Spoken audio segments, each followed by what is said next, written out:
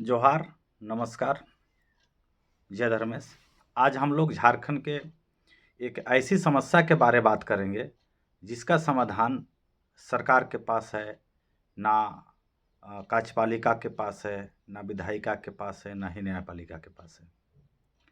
साथ ही आज हमारी समस्या को दूर करने के लिए तरह-तरह के लोग बोलते ज़रूर हैं। रैली, जुलूस और कई तरह के कार्यक्रम किए जाते हैं। सिर्फ एक ही बोला जाता है कि गरीबी भगाएंगे, बेरोजगारी भगाएंगे, आर्थिक रूप से मजबूत करेंगे। लेकिन ऐसा नहीं है। आप जिस राज्य जो झारखंड है, जहाँ खनिज संपदा से भरा पूरा झारखंड, इसको सोने की चिड़िया अगर हम कहें तो कोई गलत नहीं होगा। लेकिन ये समझना ज़रूरी है कि आखिर झारखंड को कैसे उलझाया गया। साथ ही सर्वप्रथम जब देश स्वतंत्रता हुआ तो झारखंड में हम 5वीं अनुसूची क्षेत्र के लोगों को आदिवासी शासन, प्रशासन, नियंत्रण जो मिलना था, वो नाम नहीं मिला। उसके बाद एक समझ लीजिए कि जब हमारे पूर्वज, कार्याधारी पूर्वज, जो लोग कार्य करते थे, भागवा करते थे, जो लोग पढ़े लिखे नहीं थे, लेकिन वो लोग जल जंगल ज़मीन की मालिक थे और वो उनको पता था कि भाई जल और जंगल और ज़मीन का मालिक हम कैसे हैं और उसका उपयोग हम कैसे करेंगे। लेकिन ये लूटतंत्र का जो जिसको हम लोग लोकतंत्र हम लोग को बोला गया, लेकिन ये लूटतंत्र की सरकार जब बनने लगी तो हमारे पूर्वजों के साथ वहाँ से छल किया गया। जब कार्याधारी चले गए तो बीच में हम लोग के बीच में जो लोग कुछ पढ़े लिखे लोग थे, उन्होंने शायद कोशिश किया कि नहीं किया, ये तो आप लोग को पता होगा ही। लेकिन सबसे बड़ी बात है कि झारखंड अलग लड़ाई के नाम पर हम लोगों को तकरीबन 40 से 50-55 साल उलझाया गया। और झारखंड जब अलग हुई तो हम लोग को सपना दिखाया गया कि 1932 की खतियान लागू करने से शायद झारखंड की समस्या का हल होगा। और झारखंड में 1932 की खतियान लागू भी कर रही है सरकार। लेकिन क्या आप लोग सोचेंगे या आप लोग जानते हैं, आप लोग समझ रहे हैं कि 1932 का खतियान लागू होने के बाद भी झारखंड के लोगों को जल, जंगल, ज़मीन तीनों का मालिकाना हक नहीं मिलेगा। ये मिलेगा तभी जब आप लोग रूढ़ी प्रथा ग्राम सभा बनाएंगे। यानी जब तक विकास का पैसा सीधा गांव तक नहीं पहुंचेगा, तब तक कोई समाधान आप लोगों को विकास करने का नहीं है। हम आर्थिक रूप से मजबूत नहीं कर सकते हैं। तरह तरह से लोगों को यहाँ पर आदिवासी और मूलवासियों को भटकाया जा रहा है और मनुवादियों द्वारा, मतलब जो शोषण करने वाले लोग हैं, जो यहाँ लूटने के लिए झारखंड आए हैं, पूरा देश को लूट रहे हैं, ये सारे लोग एक होकर के हम में से ही लोगों को तरह तरह से मुद्दा देके हम लोगों को रोड में उतारा जाता है और हम लोगों का समय ही बर्बाद किया जा रहा है। आप लोग को ये जानकारी ज़रूर रखना पड़ेगा कि गांव में जो समस्या का समाधान है वो हो सकता है, शहर में नहीं हो सकता है। रैली, जुलूस, धरना, प्रदर्शन से हम जल जंगल ज़मीन की मालिक नहीं हो सकते। हम लोगों को जाति धर्म में भी बांटा गया। कई सामाजिक जाति के लीडर किसी न किसी राजनीतिक दल के ही एजेंट हैं और कितने संस्था, एनजीओ जो राजनीतिक दल के लिए काम करते हैं और कई जो राजनीतिक से जुड़े लोग हैं जो हम लोग को रोज़ दिन आपस में बांटते हैं। लेकिन जब ये 5वीं अनुसूची क्षेत्र में कार्यपालिका शक्ति की विस्तारीकरण नहीं है, ये संविधान कहती है कि 5वीं अनुसूची क्षेत्र में कार्यपालिका शक्ति का विस्तारीकरण नहीं है, यानी कि सचिवालय, डीसी कार्यालय या ब्लॉक ये नहीं है। यानी राज्यपाल के यहाँ से सीधा फंड आपके गांव में आना है और गांव में जो भी जल है या जंगल है या ज़मीन है, उससे जो भी इनकम का जरिया बनाया जा सकता है, उसका मालिकाना हक भी गांव है। ये 1935 में ही बनाया हुआ विद्यमान विधि में निहित है और विद्यमान विधि के अंदर में ही रूढ़ी प्रथा ग्राम सभा है, जिसमें एक जाति के लोगों का अधिकार नहीं है। इसमें सभी जाति के लोगों को ये अधिकार मिलेगा। आपस में गांव में जितने लोग भी हैं सब मिल बैठ करके ये अपना अधिकार को ले सकते हैं। लेकिन जितने भी सामाजिक लीडर हैं या धर्मगुरु, ये लोग कभी रूढ़ी प्रथा ग्राम सभा की बात नहीं करते, उलूल जुलूल की बात करते। साथ ही अगर आपको बुखार है तो बुखार का अगले टैबलेट नहीं खाओगे तो बुखार नहीं भागेगा। तो बुखार का टैबलेट खाने के लिए, बुखार भगाने के लिए आपको तरह तरह का दवाई दिया जा रहा है, तरह तरह का। लेकिन अगर मलेरिया है तो मलेरिया का दवाई खाना होगा, टाइफाइड है तो टाइफाइड का खाना होगा, तभी आप ठीक हो सकते हैं। लेकिन यहाँ पर मूल बात यह है कि हम लोग गांव के लोग आखिर गरीब क्यों हैं। पहला चीज़ कि हमको विकास का आईना शहर क्यों दिखाया जाता है, इनकी मंशा को समझना होगा। हम में से ही जानना होगा कि कौन राजनीतिक दल का चमचा है, कौन सामाजिक नेता जो है जो हम लोग को उलझा रहा है लेकिन किसी न किसी राजनीतिक दल से जुड़ा है, और कौन धर्मगुरु जो हम लोग को बांट रहा है। कोई नहीं चाहता ये लोग कि गांव के लोग, सभी जाति के लोग मेल प्रेम से रहें और उनको उनके अधिकार गांव में ही मिल जाए। क्योंकि सबने गांव को उजाड़ने की कोशिश किया है। तब जब कार्याधारी पूर्वज हमारा थे, सभी जाति धर्म के लोग मिलजुल के लड़ा। एक्चुअल में समझा जाए तो हम लोग जितने भी आदिवासी मूलवासी हैं, हम लोग आदि धर्म के हैं, अर्थात सारना धर्म, और सारना से ही जुड़ा हमारा विद्यमान विधि है। और उस विद्यमान विधि जो है वही 5वीं अनुसूची में, जो भारत के संविधान है, उसमें निहित है। तब हम कह सकते हैं कि 5वीं अनुसूची अर्थात विद्यमान विधि अर्थात रूढ़ी प्रथा ग्राम सभा अर्थात सारना। प्राकृतिक धर्म का मतलब हुआ जिसका कोई चित्र ना हो, जिसका कोई मूर्ति ना हो, जिसका कोई घेराबंदी ना हो, ना उसका कहीं मंदिर मस्जिद चर्च किसी भी तरीका का उसमें कुछ भी ना हो। आदि धर्म जो हजारों लाखों साल से, आदि काल से चलते हुए आ रहा है, यही सच्चाई है, प्रकृति का पूजा करना। और हमारे पूर्वज जल जंगल जमीन का मतलब मालिकाना हक क्यों मांगते थे?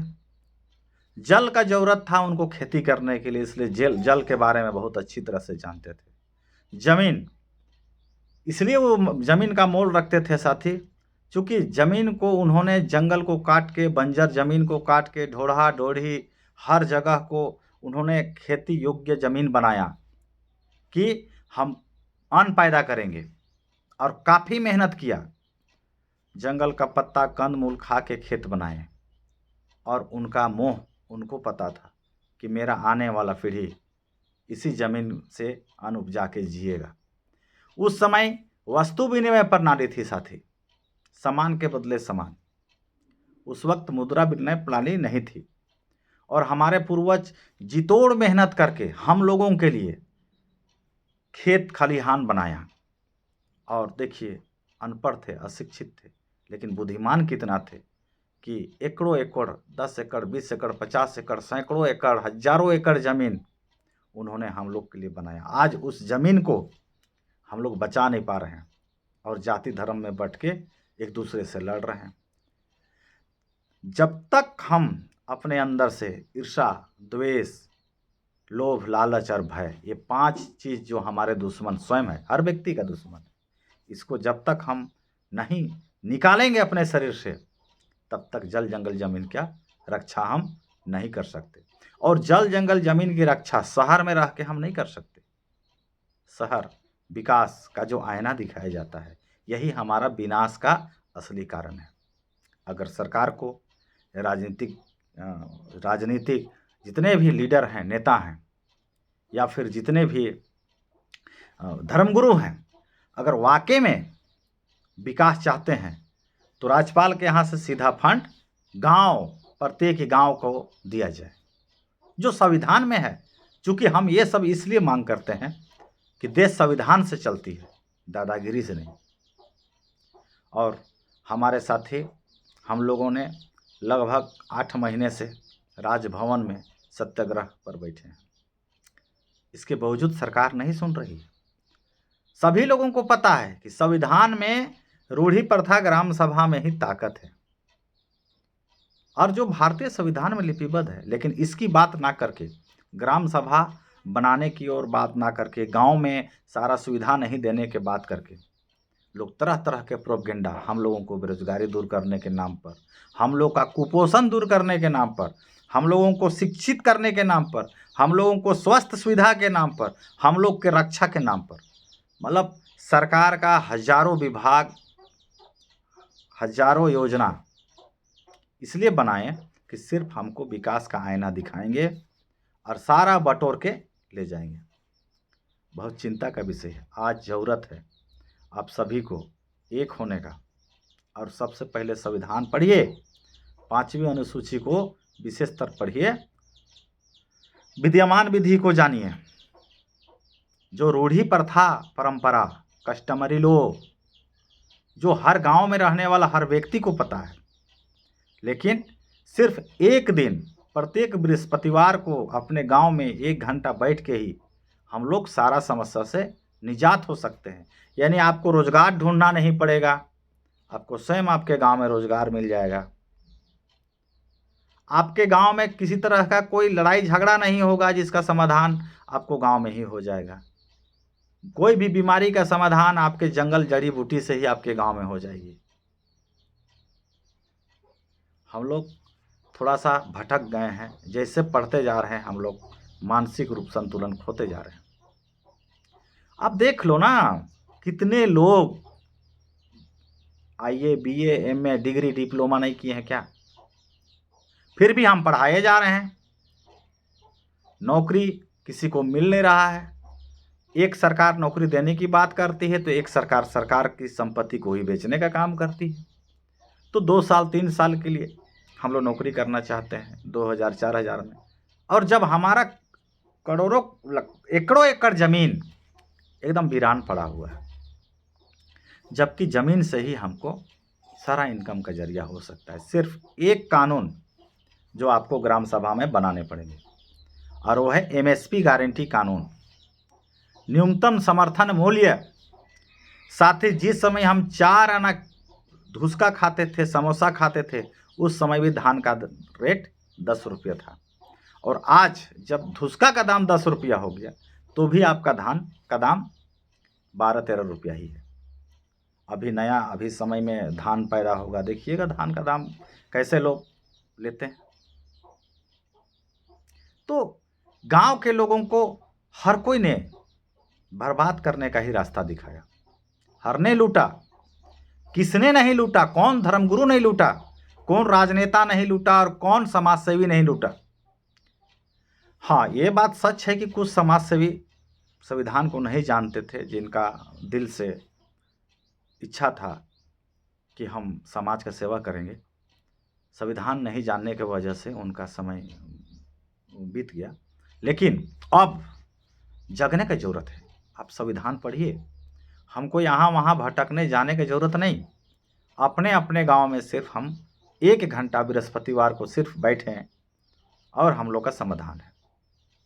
तो जितने भी पढ़े लिखे और जितने भी बेरोजगार युवा हैं, जिनके पास ये वीडियो अगर जाती है, तो आप 5वीं अनुसूची को पढ़ें और ग्राम सभा की ओर आप आएँ, ताकि ग्राम सभा स्पीड से बने, सभी गांव का ग्राम सभा का, रूढ़ी प्रथा ग्राम सभा का खाता खुल पाए, और हम लोग चाहें कि जल्द से जल्द हम लोग राज्यपाल के पास, राष्ट्रपति के पास हम लोग इसकी सूचना दे दें और स्वयं अपना शासन प्रशासन नियंत्रण खुद चलाएं।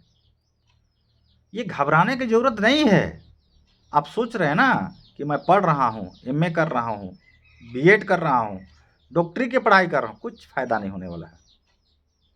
और अभी आप जितने लोग भी अहम में हैं कि हम तो नौकरी वाले हैं, हमारा कुछ नहीं होने वाला है, ऐसा बात नहीं है। आप ये नहीं जानते हैं कि आपके सारा जल जंगल ज़मीन का सर्वे हो गया है सैटेलाइट से। आप जहाँ हैं उसके नीचे 100 फीट नीचे जो ज़मीन है उसमें जो खनिज संपदा है उस पे नज़र है विदेशों का। पूरा देश को शासन कौन कर रहा है? आप सोचते हैं आपका विधायक संसद कर रहा है? नहीं, ऐसा बात नहीं है। आपका शासन कौन कर रहा है आपको पता नहीं है। जब आप रूढ़ी प्रथा ग्राम सभा बना लोगे और जब आगे बढ़ोगे तब आपको समझ में आएगा। इसीलिए आज हम इतना ही बात करेंगे और इस चैनल को ज़्यादा से ज़्यादा लोगों को आपसे गुजारिश है, प्रार्थना है, विनती है कि हम विद्यमान विधि की बात, ग्राम सभा की बात ज़्यादा लोगों तक पहुंचाना है। क्योंकि एक गांव में ग्राम सभा बनने से समाधान नहीं है, 32 से 33 हज़ार गाँव पड़ेंगे झारखंड में। तो इसीलिए इसको ज़्यादा से ज़्यादा शेयर करेंगे और चैनल को सब्सक्राइब करिए। चूँकि आज मीडिया भी हमारी बात को नहीं उठाएगी, चूँकि मीडिया भी आप समझ सकते हैं, मीडिया का काम आप देख रहे हैं कैसे कैसे लोगों के हाथ में पत्रकारिता है। सही समाधान की ओर कोई ठोस बात करने के लिए ना मीडिया है, ना सरकार के लोग हैं, ना नेता हैं, ना प्रशासन के लोग हैं, ना समाजसेवी हैं। आपको एक एक व्यक्ति को मीडिया भी बनना होगा। सोशल मीडिया के बदौलत आप जागरूकता फैला सकते हैं। जो भी आपका दिल की बात है अपने सोशल मीडिया आपको बना करके आपको निकालना पड़ेगा, प्रचार करना पड़ेगा। तो इसीलिए इस चैनल को ज़्यादा से ज़्यादा लोगों को सब्सक्राइब करें, शेयर करें और कमेंट भी करिए। जो चीज़ आपको सुझाव देना है तो कमेंट में आप दे सकते हैं। मैं बहुत इंतज़ार करूंगा आपका कमेंट को। जिस भाई के पास भी ये वीडियो गया है इसकी जानकारी ज़रूर होना चाहिए। जोहार, नमस्कार, जय धर्मेश, थैंक यू।